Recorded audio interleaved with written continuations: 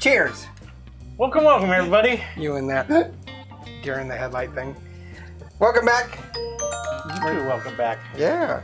We're back for one of my favorite scotches. It's a Highland, so Miss Alex is going to be okay with it, I think. And I've been nursing this one for quite a while because I bought it probably last fall. And I've not wanted to finish it because we need to do an episode on it. And we're so far behind. I've updated everything scheduling wise. There might be one or two that are sneaking by that haven't been accounted for. But we have about 54 whiskeys still pending for us to do. It's going to be a long night. We tend to buy more than we do. We do 2 a week. And so that's 8 a month. And we probably buy at least 2 a month. And then we have spurts, like when we go to a distillery, we buy a whole bunch. Or you celebrate being off of COVID, you buy a whole bunch. And the holiday season's coming up, and you know us in the holidays.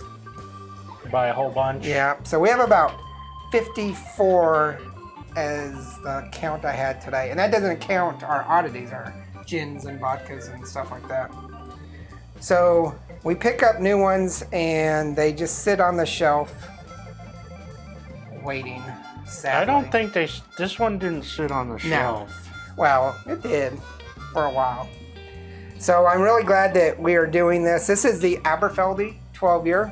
This is their lowest aged one. They have higher aged ones. This is from the Aberfeldy Dewars distillery. So Dewars owns it. It's a single malt Scotch. Runs about $38.99, so about $40 for a 12-year. I guess that's all right. Yeah, They start leaping up dramatically in price after that. It's about equivalent to Dewars 12 or Dewars 12. It's 40 proof or 40%, 80 proof, and like I said, it's a 12-year. So I'm really excited. I like Aberfeldy.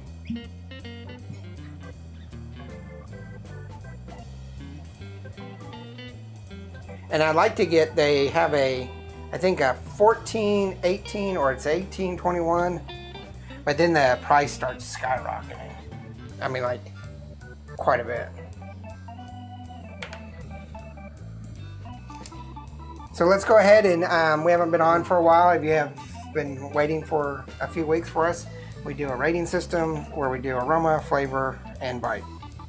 But for the cost at $38.99, that's going to be a 2-barrel cost on a 1 through 5 barrel rating.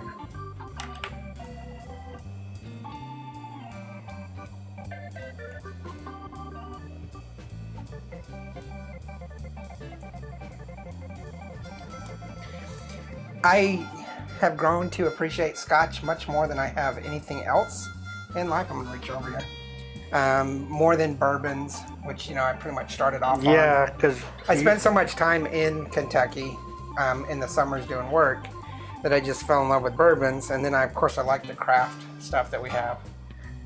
But Scotch is just my favorite, and I think I'm really a Islay person and a Speyside person. There are other stuff. This is a Highland. It's probably midway between the Speyside. Actually, it's a little bit north of the Speyside, I believe, but closer to the upper section of Scotland. And I like Highlands, but I like that spiciness and smokiness of I like the smoky peatiness of the Isleys. And I remember when we first started the channel, you were kind of like, you want Scotch? I don't know. I haven't really.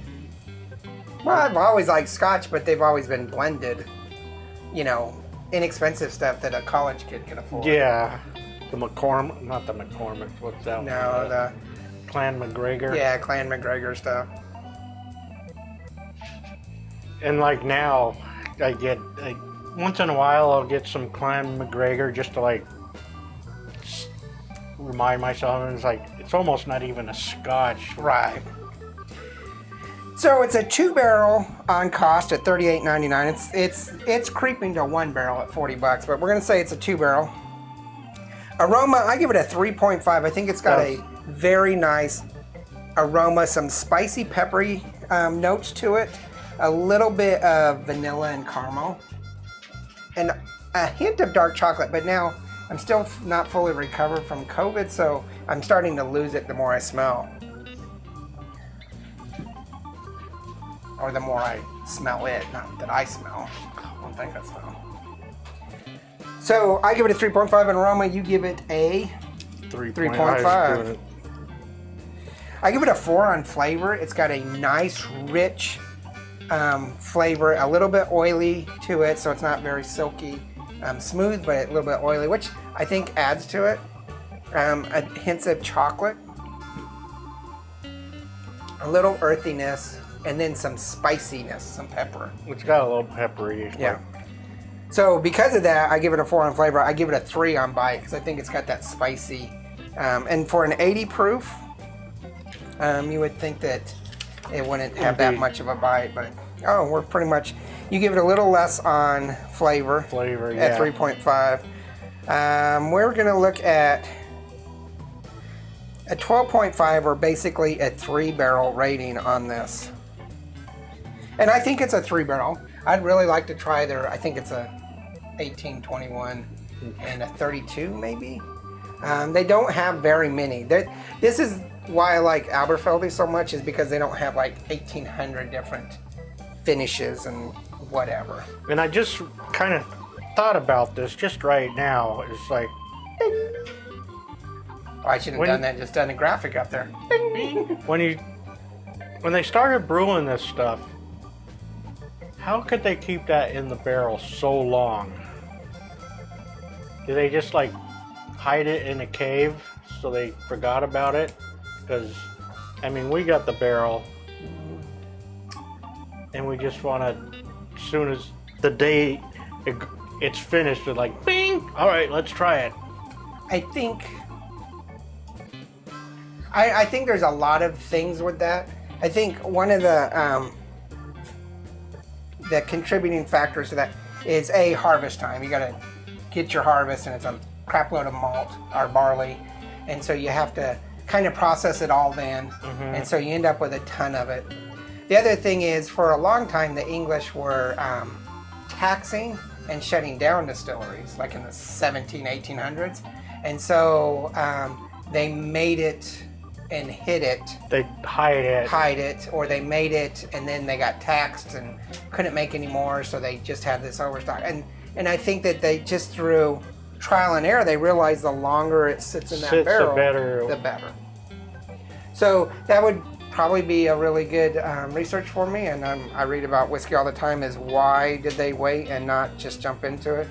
And I think they just realized that, you know, the longer you wait, you reach that sweet point where it tastes good, and it's got the wood notes in it, and the caramel and vanilla and stuff that's coming out of the wood. And then if you wait too long, because old doesn't necessarily mean better. Yeah. I mean, if you wait too long, you end up with a really woody flavor.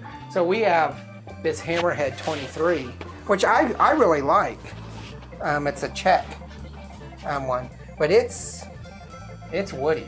Yeah, because there's like some wines that are, they call them new wines. They're not supposed to be aged. Some of our oldest, well, that's probably one of our oldest. We don't have anything older than the 23, I don't think. But some of the really old ones, I've had older in bars, and it's just really, really woody. And I guess maybe if they had like a big harvest and they like maybe made a lot more than they thought they needed, and it kind of just getting pushed back to the back of the... Yeah. So this one here, Shackleton, is not very old. But Shackleton's based off of a cache of whiskey they found in Antarctica in like 2000. Like it was frozen 100. No, it wasn't frozen, but it was like 100 years old. No, but I mean in a frozen ship or something. Or? I think it was in a base in Antarctica. It's named after the explorer Shackleton, and so they work really hard to make this taste about the same as that original one. They've worked out the recipe and stuff. And if you haven't tried Shackleton, that's really pretty decent. And I guess if it was in Antarctica, the temperature would have been Yeah, because the wood wouldn't have allowed that expansion. expansion. And contraction. So sometimes, depends on where you are, age. Like a 20-year-old single malt from Middle Texas would probably be gross. Yeah, that's why they find in Texas is like good for shorter aging because Yeah. the heat is. Even Kentucky bourbon, the really old stuff is super dark and super rich in Yeah. woody. You have to be up in Scotland or the northern climes to get that. So All right, that's all BS too. That's just off the top of my head and reading. I don't know if that's true. I'm just joking. Do your own homework. Yeah.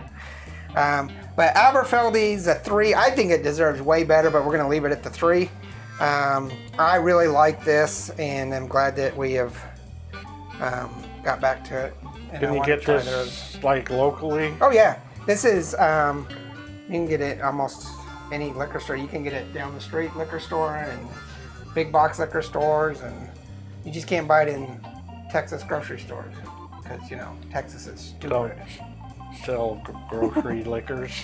All right, make sure you hit the like and subscribe. Go ahead and share the video. Tell us what you think.